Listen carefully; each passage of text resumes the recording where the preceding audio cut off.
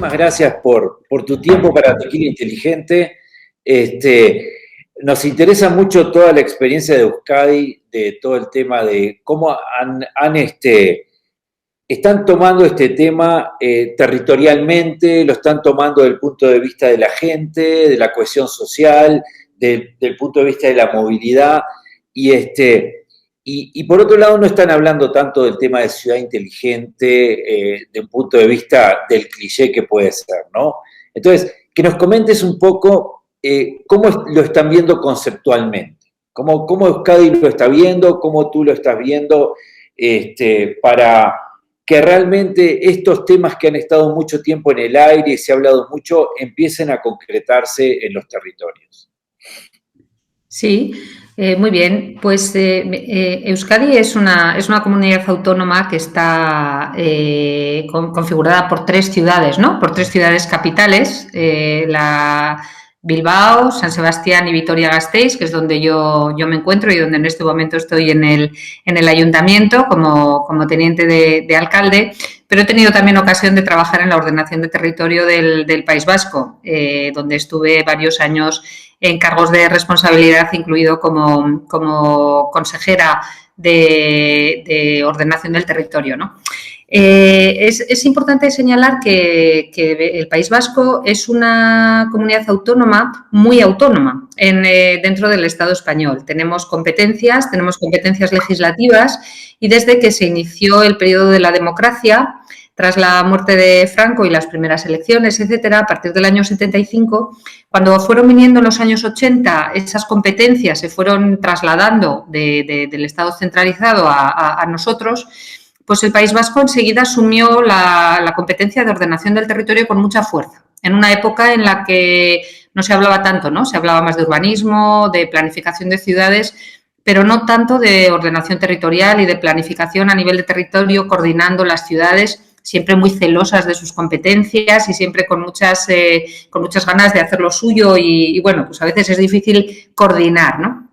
Entonces, como digo, el Gobierno vasco asumió esa coordinación y esa planificación territorial de rango supramunicipal desde el inicio y bueno, pues intentando siempre preservar las características del territorio y buscando que el territorio estuviese bien equilibrado, ¿no? Estamos en un territorio, en un conjunto de territorios que es industrial. Dentro de la economía del Estado español, Euskadi es un territorio muy industrial, pero al mismo tiempo es un territorio también muy, muy natural, con unos espacios naturales, con montañas, con una costa bien conservada, y todo eso había que hacerlo entrar a jugar también en equilibrio. Y bueno, pues desde ese enfoque territorial de equilibrios y de ir haciendo que las 3 ciudades trabajasen de manera complementaria, pues bueno, fuimos caminando hasta la actualidad, hasta el día de hoy, y podemos decir que tenemos eso, ¿no? Un territorio equilibrado donde sigue teniendo una gran fuerza el tejido industrial. Para que os hagáis una idea, en mi ciudad, en Vitoria-Gasteiz, el porcentaje del Producto Interior Bruto de la ciudad, el porcentaje de la industria es más del 25%. Dentro del tejido económico, ¿no? Por tanto, a la par, es una ciudad que ha sido Green Capital europea en el año 2012 y que tenemos muy a gala el reivindicar nuestro corazón verde y nuestra alma verde, pero sin olvidarnos de la economía, ¿no? Por eso solemos decir que es un buen ejemplo de las 3 patas de la sostenibilidad, con la economía, el medio ambiente y también la parte social que bueno, tendremos ocasión de comentar, es otro de los sitios fuertes, ¿no? de implementación en el territorio. Sí.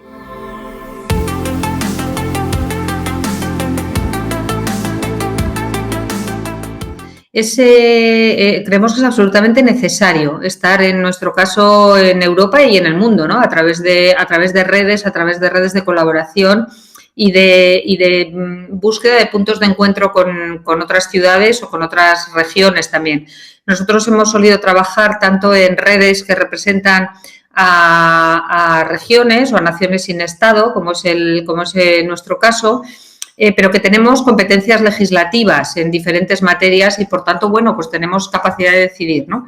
Se ha ido viendo cada vez más a lo largo de los años que los actores mundiales, pues en nuestro caso la Unión Europea o también todo el sistema de Naciones Unidas, cada vez más nos están dando voz, ¿no? a las ciudades, también a las regiones, y creemos que hay que aprovechar ese camino. Es una puerta, un camino que se ha abierto fruto de ese trabajo colaborativo que hemos ido haciendo desde hace muchos años los diferentes agentes, y que no solamente involucra a la parte institucional de las ciudades, sino que también están en las empresas, en encuentros con empresas de otros lugares, en oportunidades de negocio que pueden surgir en diferentes ocasiones en las que nos encontramos.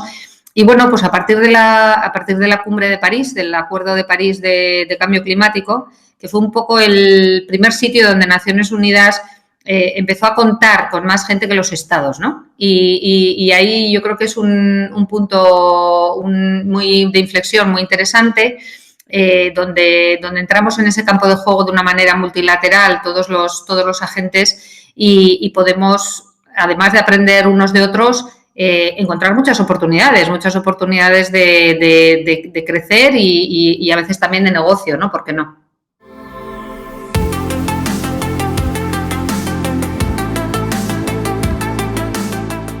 Tenemos esa ordenación del territorio articulada desde hace muchos años y que tiene una articulación conformada desde el punto de vista normativo incluso. Aprobamos lo que llamamos unas directrices de ordenación del territorio, que creo, Federico, tú eres originario de Uruguay.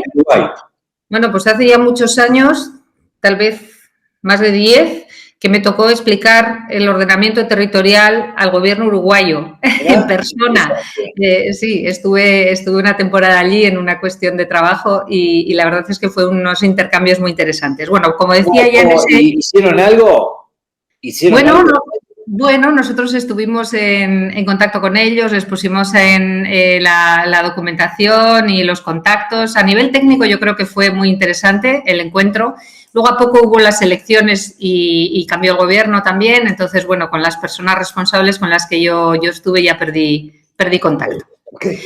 Y bueno, como decía, lo que tenemos articulado es un sistema de manera normativa, que tenemos una comisión. O sea, tenemos aprobadas unas directrices de ordenación territorial que les llamamos nosotros, que acabamos de revisarlas, o sea, ya van por la segunda edición, donde se articulan todos esos equilibrios desde el punto de vista normativo, de tal forma que cada uno de los ayuntamientos, cuando revisa su planeamiento, sus estrategias territoriales, sus necesidades de vivienda, infraestructuras, etcétera, debe de atender siempre a ese marco general de la ordenación territorial que tenemos, de tal forma que tiene, por ejemplo, marcados número máximo de viviendas para hacer en un municipio.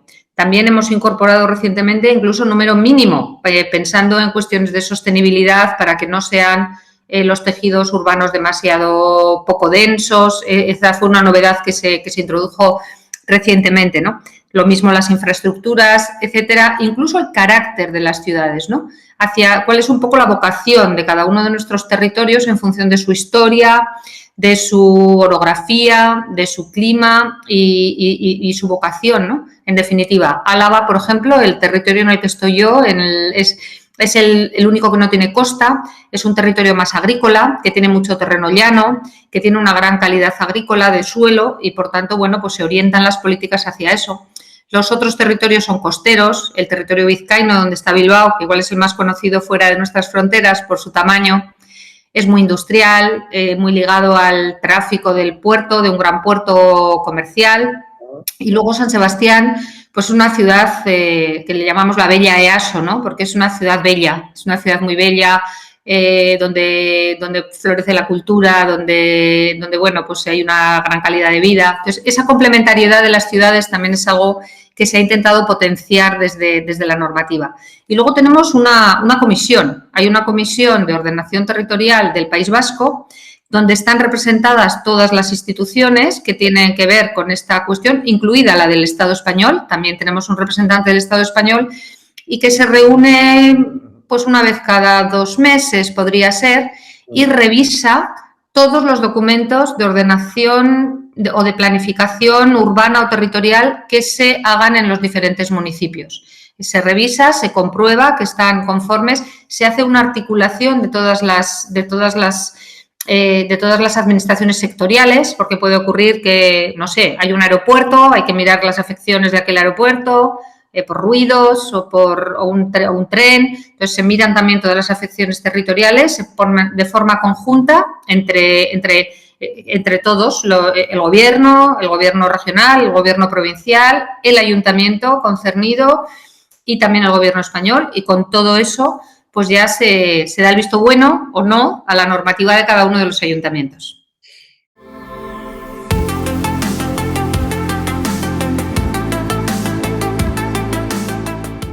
En el tema de las ciudades compactas o dispersas, o sea, nosotros estamos apostando por un modelo de ciudad compacta, ¿no? Porque creemos que es mucho más eficiente. Nosotros estamos dentro de la denominación Origen Tequila, en un territorio muy particular, ¿no? Somos Patrimonio Cultural de la Humanidad por la UNESCO, por el paisaje agavero, y el territorio te marca muchísimo las cosas, ¿no? Entonces, hay que tener mucho cuidado en esos temas, por eso las organizaciones como la que tienen ustedes, donde cada ciudad tiene su vocación, donde cada ciudad es un hub, ¿no?, de determinado tema, es muy importante. Y después entramos en el tema de la movilidad, tanto interna en la ciudad como entre ciudades también, ¿no? ¿Cómo estás viendo todo este tema? Y te pregunto también de la sostenibilidad, los temas de huella de carbono, todo ese tema.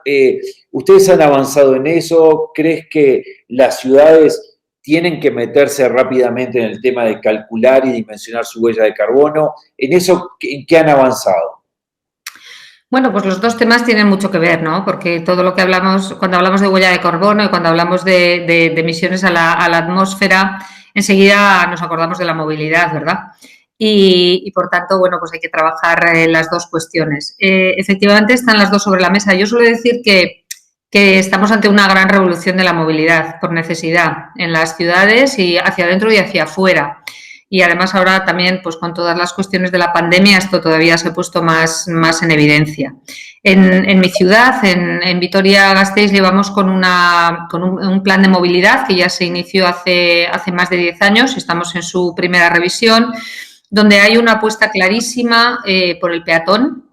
Nuestra ciudad también es densa, bueno, nuestras ciudades en general son densas, pueden tener algunos tejidos que se han hecho menos densos en los primeros años de este siglo XXI, pero en general son ciudades europeas típicas con densidad, ¿no? Por tanto, caminar es lo más fácil, es lo más directo, es lo más sano, y nosotros estamos dando prioridad a ese modo. Después del caminar viene el transporte urbano, incluso por delante de la bicicleta. La bicicleta ya entendemos que es un transporte privado muy interesante para la ciudad y muy interesante para la salud de los ciudadanos y la salud del planeta, pero entendemos que va después del transporte público. Y con esas prioridades, y por último iría el transporte privado motorizado, ¿no?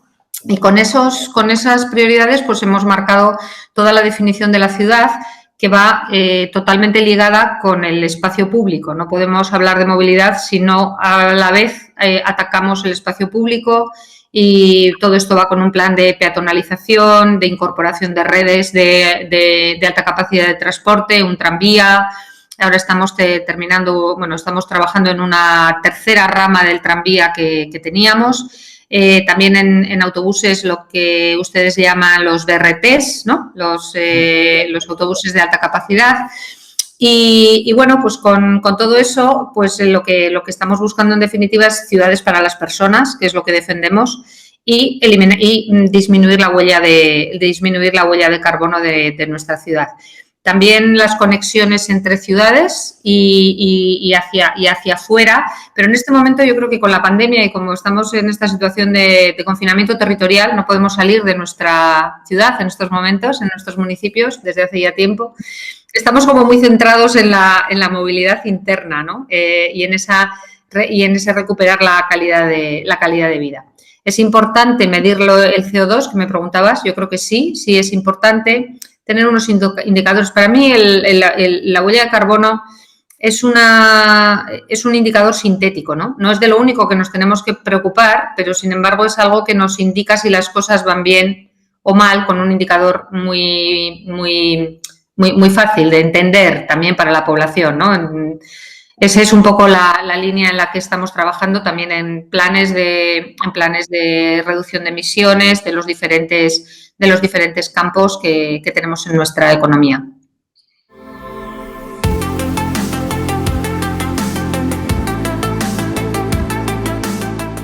¿Cómo están viendo el tema ese tecnológico en Euskadi y sobre todo en Vitoria?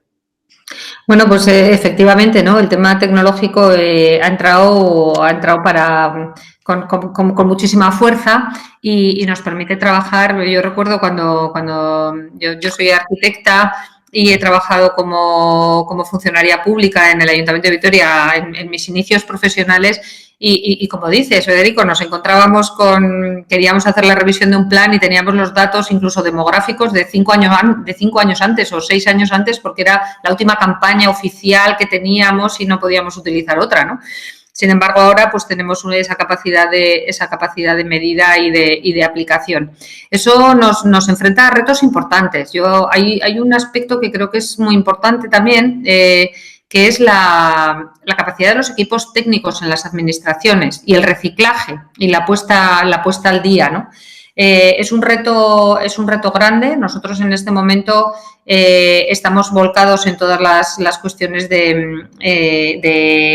también de Smart Cities en el sentido más clásico que se utiliza la palabra Smart Cities, con la incorporación de sensores, con la incorporación de gestión inteligente, no sé, por ejemplo, de las cuestiones de recogida de basuras, de la movilidad, de los parkings, como estabas comentando tú, y todo eso lo vamos incorporando, pero queda mucho por hacer, Federico. Creo que en ese campo nos queda mucho por hacer y bueno, vamos implementándolo en las diferentes áreas. Tenemos, por ejemplo, bastante tecnología aplicada a cuestiones ambientales, a nivel ya de Euskadi hablo, en cuestiones, por ejemplo, de calidad de aire. Tenemos la medida de la calidad de aire de nuestras ciudades a nivel del Gobierno vasco, se hace de una manera instantánea y se pone a disposición de los usuarios, de los ciudadanos. Y la verdad es que es muy útil y también supone pues que cualquier ciudadano, cuando ve algo que no le gusta, pues protesta, ¿no? Pero eso es lo que buscamos, porque al final son esos contrapesos de gobernanza los que te hacen avanzar. Entonces tenemos esa cuestión, también tenemos muy modelizado y muy bien estudiado todas las cuestiones de los suelos contaminados por los pasivos industriales que tenía todo el País Vasco. Y ahí también trabajamos de una manera colaborativa entre todos los territorios de Euskadi. Y bueno, pues todo eso se va incorporando a estas capas territoriales que te llevan a una toma de decisiones más correcta.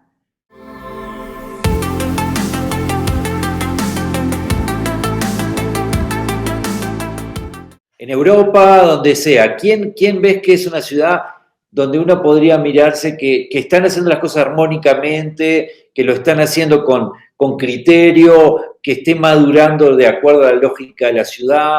¿Qué ciudades ustedes miran o quién lo está haciendo bien? Buena pregunta, Federico. Es que todos tenemos igual nuestras favoritas, ¿no? Lo que pasa es que también ahí tiene que ver el sesgo personal, ¿no? De cada uno.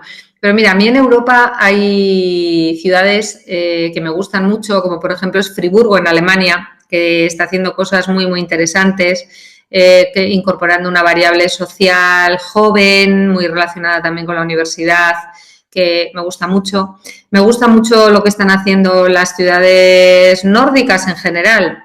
En particular, pues bueno, la ciudad de Turku, de Finlandia, está trabajando también muy bien.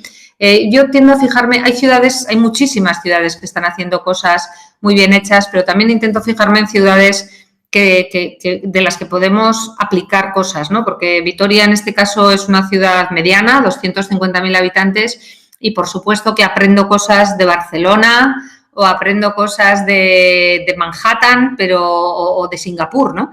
Pero creo que cuando encuentras una especie de gemelo o de alguien que ves que tiene tus inquietudes, tus problemáticas, tu tamaño, la forma de acercarse a la gente, y el descubrimiento de este tipo de ciudades a través de esas redes que hablábamos antes, de las redes de ciudades en las que participamos, suele ser siempre muy interesante. También tengo que decir que no os conocía, Federico, lo confieso, pero he descubierto a través de la documentación que me habéis enviado y a la curiosidad que surge con una conversación de este tipo, y he estado estudiando y leyendo las cosas que me habéis mandado y la verdad es que me ha parecido una ciudad muy, muy interesante.